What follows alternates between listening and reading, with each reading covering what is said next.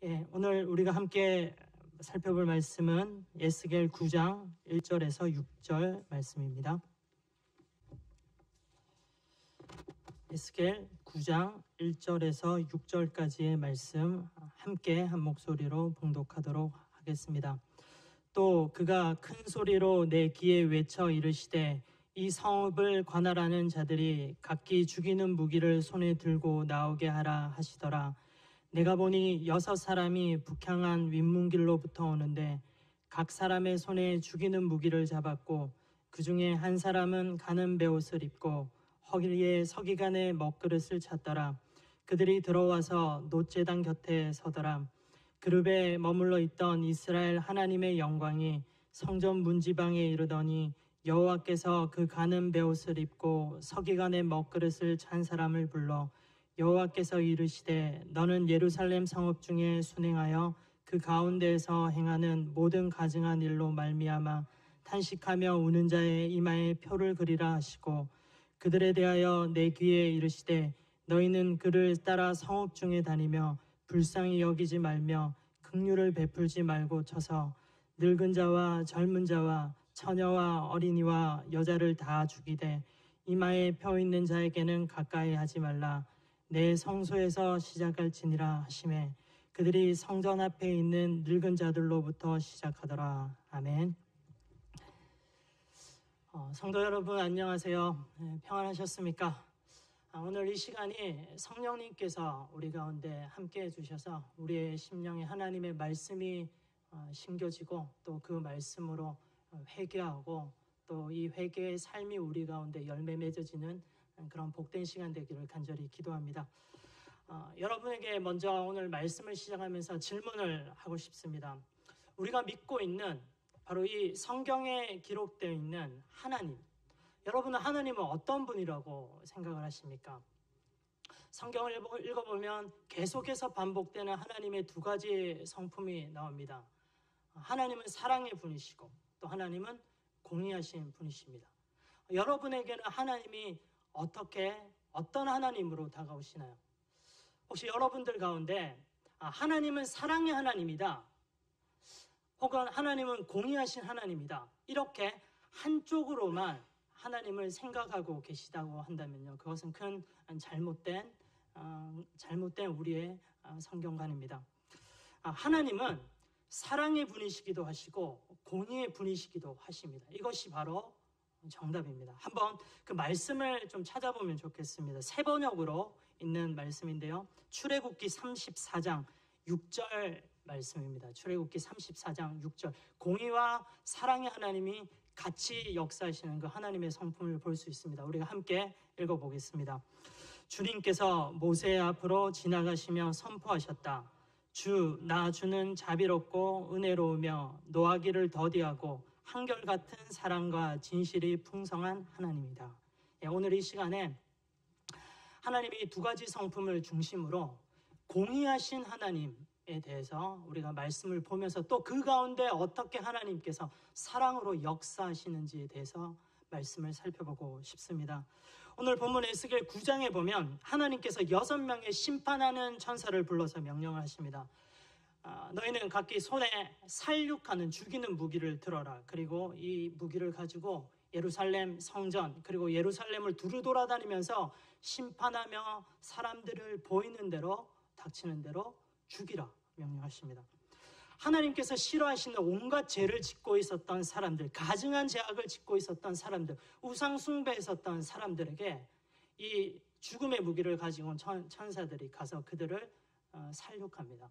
늙은 노인에서 비롯해서 젊은 아이들까지 남자나 여자나 남녀노소 불문하고 닥치는 대로 다 이 천사들이 죽이기 시작합니다.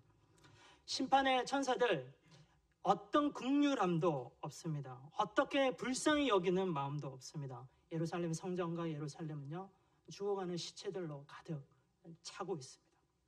이는 현실적으로 그대로 이루어지는데 BC 586년, 587년 이때 바벨론이 예루살렘을 침략하면서 최종적으로 이 성이 멸망당할 때, 심판당할 때 그대로 이루어집니다. 그곳에 긍휼함은 일절 찾아볼 수 없습니다.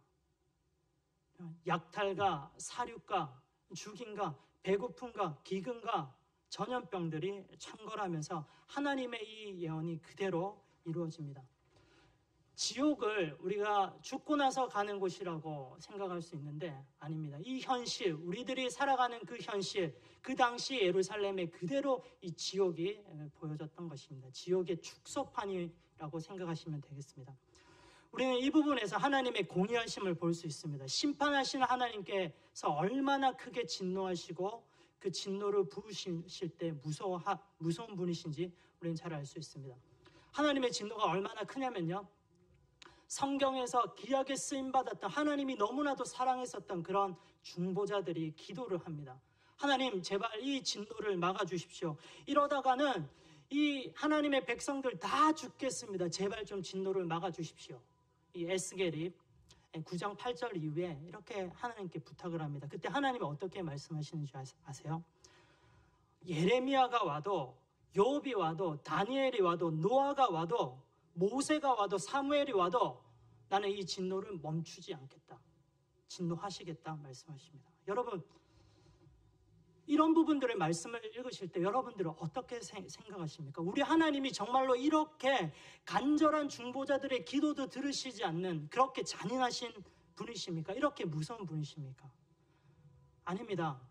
하나님은요, 진짜 하나님은 이렇게 무서운 분이 아니시고요, 저 죽어가는 사람들 보시면서 기뻐하시는, 통쾌하다 생각하시는 그런 분이 절대 아니고요, 제발 저들 가운데서도 한 명이라도 살아나기를 바라시는 하나님이 진짜 하나님의 마음입니다. 에스겔 선지자와 같은 시대에 활동했었던 선지자가 예레미야 선지자입니다. 에스겔 선지자는 지금 바벨론에서 하나님의 말씀을 선포하지만 지금 멸망당하기 직전에 예루살렘에서 선포했었던 하나님의 선지자가 예레미야죠. 예레미야 26절에 보면 하나님의 이 마음이 나타나 있습니다. 예레미야를 통해서 하나님이 선포케 하시는 말씀이에요. 이 멸망받기 당연한 이 사람들이 혹시 지금이라도 그 악한 길에서 돌이켜서 나에게 온다면 내가 이 내리려고 하는 재앙을 멈추겠다 말씀하십니다. 그리고 우리가 또 앞으로 보겠지만 에스겔 18장에 보면요, 하나님은 이 죽어가는 사람들을 보고 절대 기뻐하지 않는다. 하나님은 저 죽어가는 사람들 중에 한 사람이라도 그 죄악에서 돌이키고 하나님께 오고 자복하고 회개하는 사람들이 있다면 그 사람이 살 것이다. 나는 그로 말미암아 기뻐하실 것이다. 이렇게 말씀을 하십니다. 에스겔의 그리고 또 예레미야와 또 모세와 요셉과 노아의 그런 중보까지도 들으시지 않겠다고 하셨던 하나님께서 만약 이 백성이 그 악한 길에서 돌이킨다면 지금이라도 긍휼을 베풀어 주시겠다고 말씀하시는 겁니다. 이것은요, 무슨 말이냐면 중보자들이 기도한다고 해서 하나님께서 그 죄악을 돌이키는 게 아니라 이 죄악을 담당해야 되는 그 악한 길에 있는 그 당사자가 하나님 앞에서 자신들 스스로가 그 죄악을 회개하고 그 악한 길에서 돌이키지 않으면 안 된다라고 하는 하나님의 음성입니다. 이 진노 가운데, 하나님의 공의하신 이 심판 가운데 그 악한 길에서 돌이키는 사람들에게 하나님의 긍휼하심, 은혜가 베풀어지는 것입니다. 성경의 결론입니다. 성경의 결론은요, 하나님의 공의하심과 사랑하심이 계속해서 반복해서 나오는데요, 결국에는 하나님 공의하시지만 사랑으로 덮어주십니다. 하나님의 사랑이 진노를 덮는다. 이것이 성경의 결론입니다. 수천 번, 수만 번 하나님께서 참으시다가 진노를 내리려고 하시다가 그 마지막 순간까지도 물으십니다. 너 그 죄악에서 돌아올래? 나에게 돌아올래? 그렇다면 정말 제발 돌아와라. 하나님이 그렇게도 마지막까지 하나님의 이 사랑의 기회를 주신다는 것입니다. 여러분 어떻습니까? 하나님의 이 사랑이 여러분들에게 다가오십니까? 느껴지십니까? 죄에서 돌이키는 자들을 보고 하나님 얼마나 기뻐하시는지 모르십니다. 하나님 참으시고 참으시지만 이렇게 마지막까지 사랑의 기회를, 사랑으로 베풀어 주실 기회를 주시지만, 그러나 안타깝게도요, 오늘 본문에 멸망당하는 하나님의 백성임을 스스로 자부했었던 사람들은 하나님께 돌아가지 않습니다. 너무나도 가슴 아픈 일입니다. 그렇지만 이 진노의 불 가운데 하나님의 돌아오라고 하는 이 콜링에 응답을 하는 사람들이 있었습니다. 긍휼도 자비도 불쌍함도 없는 그 진노 가운데 하나님의 심판을 면하는 사람들이 있었습니다. 바로 이마에 표를 받았던 사람들, 예루살렘의 가증한 죄 때문에 그 앞에서 탄식하며 울면서 애통해하는 그런 사람들입니다.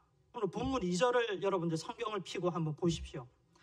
하나님의 6명의 심판 천사들 중에 한 사람에게 베옷을 입었던 그 사람에게, 그 천사에게 베옷을 입히시고 허리에 서기관에 먹그릇을 차게 하시면서, 그리고 본문 3절과 4절에 이렇게 말씀을 하십니다. 너는 예루살렘에서 행해지는 가증한 일 때문에 탄식하고 우는 자들의 이마에 표를 그리라. 그리고 이 사람들에게 진노를 뛰어넘어서 그 사람들에게 사랑을 베풀고 그 사람들에게 생명을 살리는 긍휼을 베풀라. 이렇게 말씀하십니다. 오늘 말씀의 결론입니다. 사랑하는 성도 여러분, 우리들도요 이런 사람들 되기를 원합니다. 우리 죄 때문에 아파하고 통회하는 마음으로 탄식하고 우는 그런 하나님의 백성들이 우리들에게 그런 하나님의 백성들이 되어야 되겠습니다. 이마에 표를 받아서 이 진노를 면하고 하나님의 사랑을 체험했었던 이 사람들, 어떤 사람들인지 아세요? 이 사람들 죄인이 아니어서 이렇게 긍휼하심을 입었을까요? 아닙니다. 이 사람들도요 사실은 다 죄인입니다. 이 사람, 나는 죄를 범하지 않았기 때문에 하나님의 진노를 넘어갔어. 아니에요. 절대 아닙니다. 예레미야서에 보면요, 예레미야 5장 1절에 예루살렘을 돌아다니면서 죄를 짓지 않는 사람 한 사람도 찾을 수 없습니다. 하나님의 의를 행했던 사람 한 사람도 없다라는 것을 잘 알 수 있습니다. 한번 말씀을 찾아보면 좋겠습니다. 예레미야 5장 1절 말씀입니다. 함께 이 말씀 읽어보겠습니다. 시작. 너희는 예루살렘 거리로 빨리 다니며 그 넓은 거리에서 찾아보고 왔라. 너희가 만일 정의를 행하며 진리를 구하는 자를 한 사람이라도 찾으면 내가 이 성읍을 용서하리라. 예루살렘 성읍에서요 죄 짓는 사람, 죄 짓지 않는 사람 한 사람도 없었다는 겁니다. 다 죄인이었다는 말입니다. 우리가 잘 알고 있죠. 로마서 2장 23절 모든 사람이 죄를 범하였음에 하나님의 영광에 이르지 못하나니, 성경에서는요 죄 짓지 않는 사람 아무도 한 사람도 없다라고 합니다. 모든 사람이 다 죄를 짓는 사람들입니다. 이마에 표를 받아서 하나님의 그 공의의 심판을 면하고 하나님의 사랑을 체험했었던 그 사람들, 죄 짓지 않는 사람이 아니었습니다. 그들도 죄인이었습니다. 그렇지만 그들은요 자신의 죄를 뉘우치고 그 죄악 때문에 아파하고 그 죄 때문에 애통해하며 회개하면서 울었던 사람들입니다. 그들은 죄에 대해서 민감했던 사람들입니다. 하나님의 심판 앞에 두려워하면서 떨면서 자기의 죄 때문에 애통해하면서 슬퍼했었던 사람들입니다. 하나님 앞에서 죄 때문에 고통하고 흐느끼며 울부짖는 이 울음을 흘렸던 사람들이 바로 진정한 회개자들, 이마에 표를 받았던 그런 사람들이었습니다. 반면에 어떻습니까? 하나님의 진노 가운데 멸망당했던 그 사람들, 죄에 무덤덤합니다. 죄에 대해서 둔감합니다. 하나님의 진노가 지금 피부로 와닿지가 않습니다. 아무리 죄를 지어도 뻔뻔해요. 나는 하나님께 구원받은 선민이다, 선택받은 백성이다 라고 하는 이런 생각이 가득 차 있어서요 절대 나는 심판받지 않을 거라고 자신있어 합니다. 그렇기 때문에 죄 좀 지어도 되지, 죄 짓고 성전에 가서 제사 드리면 나 심판 안 받을 거야, 이렇게 이야기하면서 죄를 계속해서 짓고 있어요. 마음의 양심에 화인 맞은 사람들입니다. 나중에 보면요 에스겔 말씀을 통해서 보면 하나님이 이런 사람들을 이렇게 말합니다. 얼굴에 철판을 깔은 사람이라고 하나님께서 말씀하십니다. 뻔뻔하게 죄 짓고 나서도 하나님 앞에 나가서 절대 회개하지 않는 그런 사람들입니다. 멸망하는 예루살렘에는 두 종류의 사람들만 있었습니다. 하나님의 진노, 공의하심을 체험하는 사람, 그리고 또 이 가운데 하나님의 사랑, 긍휼하심을 체험하는 사람, 이 두 종류의 사람들밖에 없었습니다. 이들은요 모두 다 하나님께 구원받게 될 것이라고 했었던 그런 약속을 받았던 사람들이에요. 선민이었습니다. 그런데 이 사람들 가운데서도 이 두 종류의 사람들로 나눠진다는 겁니다. 이 부분을 오늘 신앙생활을 하는 우리들에게 한번 적용을 해보자면 두려운 말씀입니다. 이 교회에서도 지금 말씀을 듣는 여러분들 가운데서도 혹시 모르겠습니다. 구원받는 사람과 구원받지 못하는 사람이 나눠진다는 겁니다. 제가 오늘 이 말씀을 준비하면서 진짜 기도를 많이 했어요. 제가 지금 선포하는 이 말씀 때문에 혹시나 믿음이 흔들리는 사람들 없게 해주세요. 혹시나 막 두려움 때문에 신앙생활 제대로 하지 못하는 그런 사람들 없게 해주세요. 이렇게 많이 기도하고 왔습니다. 여러분들에게 제가 두려움을 주거나 하는 그런 말씀을 선포하려고 하는 게 아닙니다. 근데 성경에 있는 말씀을 그대로 여러분들에게 선포하고 싶어요. 우리가 오직 우리 주 예수 그리스도를 믿음으로 말미암아 우리가 구원받는 것은 맞습니다. 이거를 부정할 생각 전혀 없어요. 진짜 맞아요. 그렇지만 복음을 믿는다고 하지만 이 가운데 구원받지 못할 사람도 있다는 겁니다. 이 부분을 조금 더 자세하게 살펴보고 싶습니다. 우리는요, 복음을 받았음에도, 복음을 받고 예수님을 영접하고 난 다음에도 여전히 죄를 짓는 사람들입니다. 여러분들 세례받고 인격적으로 예수님 만나고 난 다음부터 죄하고 완전히 떠나간 사람 계십니까?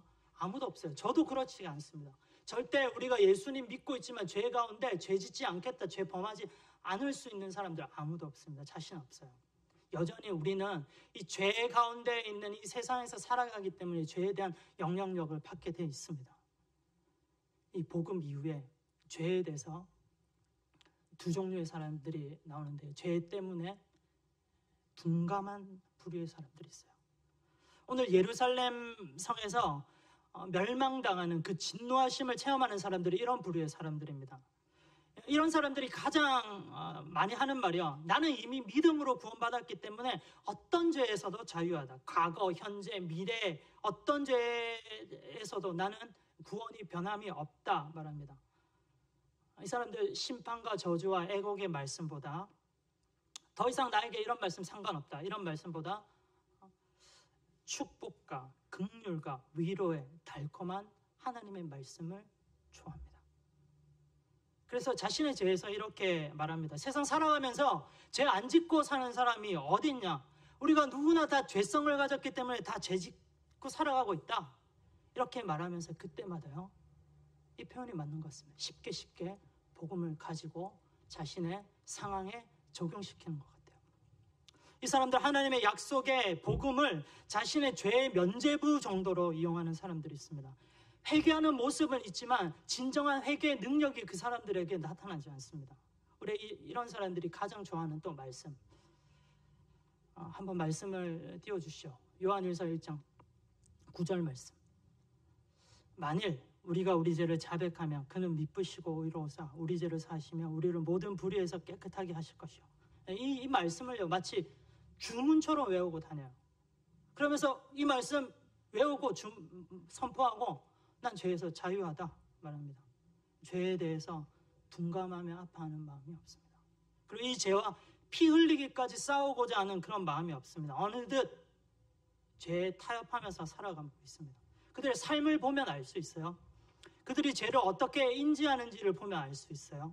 여전히 죄와 벗하고 죄를 즐겨하면서 양심의 가책이 있으니까, 찔리니까 그곳에서 벗어나고자 복음을 가지고 옵니다.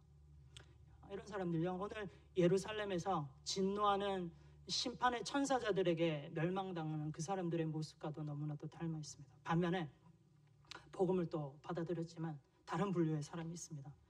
오늘 본문에 이마에 표시를 받았던 그런 사람들과 같은 부류의 사람들인데요, 이 죄 가운데 살아가기 때문에 또 죄에 넘어져요. 그렇지만요, 이 죄와 싸우려고 부단히 노력합니다. 그러면서 또 한 번 넘어졌을 때 눈물을 흘리면서 탄식하면서 애통하면서 하나님의 긍휼을 간절히 구합니다. 이런 사람들요, 하나님의 이런 심판의 말씀들이 선포될 때 이런 말씀들에 굉장히 민감합니다. 자신의 죄를 통회합니다.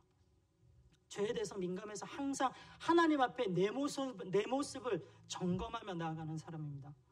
어쩌다 이런 사람들의 죄와 싸우다가 실수해서 한번 넘어지면요, 상한 마음으로 하나님의 복음, 아까 우리가 읽었던 요한일서 9장 1절 그 말씀들을 가지고요, 정말로 하나님 앞에 간절하게 자신의 마음을 찢으면서 납작 엎드립니다. 그리고 이런 사람들은 삶에서 특징이 나타나는데, 회개를 하고 나서 이 회개의 열매가 삶에서 바로 이어집니다. 내가 지었던 이 죄, 다시는 내가 동일하게 반복하면서 짓기 싫다. 그러면서 이 죄를 끊어버리려고 해요. 또 그러면서 끊는 삶을 삽니다. 헬라어로 이 회개라고 하는 말이 메타노에오라고 하는 말인데, 이 말 여러분들 아실 거예요. 이 회개라고 하는 말은 행동으로 연결되는 겁니다. 죄의 길로 이제 이렇게 오른쪽으로 가고 있었다면, 그게 죄라고 생각하면, 회개를 했으면 그 길에서 반드시 정반대로 돌아서 왼쪽으로 자신의 삶을 되돌이키는 것, 그러면서 죄에서 떠나가고 하나님께서 기뻐하시는 삶으로 살아가는 것, 이게 바로 회개하는 사람들에게 나타나는 특징입니다. 말뿐인 자복이 아니라 철저하게 삶의 변화까지 이어지는 게 바로 오늘 이마에 표를 받고 하나님의 말씀 앞에 민감하여서 애통하면서 눈물을 흘리는 그런 사람들입니다. 진정한 회개는요, 철저하게 행동까지 가는 겁니다. 우리 마음에 계시는 성령님께서 우리에게 죄에 대한 민감함을 주십니다. 예수님을 나의 구주, 나의 하나님으로 모신 사람들, 이 죄에 대해서 민감할 수밖에 없습니다. 거룩하신 성령님께서 죄와 타협하지 말라 말씀하시면서 죄와 싸우게 하십니다. 피 흘리기까지 싸우게 하십니다. 그래서 죄가 싫어지고요, 미워지고 내가 넘어졌던 그 죄를 다시 쳐다보기도 싫어집니다. 그러면서 하나님께서 기뻐하시는 거룩한 삶, 이 성경에서 우리에게 권면하고 있는 이런 삶을 살아라, 예수님 닮은 삶을 살아라, 거룩한 하나님 닮은 삶을 살아라, 이런 말씀이 달콤하게 느껴지고, 이런 말씀을 들고 죄는 끊어버리고 하나님 닮아 살아가는 이런 삶들이 회개하는 사람들, 진정으로 회개하는 사람들에게 나타나는 특징입니다. 사랑하는 성도 여러분, 오늘 이 시간에 말씀을 들으시는 여러분들, 나는 도대체 어떤 부류의 사람인지 한번 생각해 보시면 좋겠습니다. 혹시 여러분 습관적으로 반복하면서 복음을 가지고 자신의 죄책감을 없애는데 그렇게 사용하고 있지는 않은지요? 그러면서 죄 가운데 여전히 머물러 있지는 않은지요? 그렇다면요, 오늘 이 시간에 예수님께 진실함으로 우리의 죄를 자복하고 이마에 표를 입었던 그런 사람들의 마음과 그런 모습으로 내 죄에 애통해하고 이 죄를 끊어버리고, 내 죄를 구원해 주실, 용서해 주실 분은 오직 예수님밖에 없습니다, 이런 마음 가지고 예수님을 다시 한번 붙들고 진정한 회개자의 삶으로 살아가는, 그렇게 변환되어지는 그런 시간이 되기를 간절히 바랍니다. 예수님, 나의 더러운 죄 완전히 깨끗하게 씻어주십시오. 내 죄를 자복합니다. 주님 용서해 주십시오. 울면서 탄식하며 애통하는 우리들의 모습이 이번 한 주, 그리고 우리의 평생에 이런 하나님의 은혜가, 사랑을 체험하는 우리들이 되기를 주님의 이름으로 기도합니다. 기도하겠습니다. 사랑의 하나님 아버지, 오늘 말씀을 통해서 하나님의 공의와 사랑의 성품에 대해서 살펴보았습니다. 주님, 멸망 가운데서 죄에 대해서 슬퍼하고 애통해하며 머리에 표시를 받고 구원받았던 사람들을 기억합니다. 주님, 오늘 예배하는 저희들이 이런 사람 되게 해주시옵소서. 주님의 사랑과 긍휼을 기대하며 감사함으로 우리 주 예수 그리스도의 이름으로 기도합니다.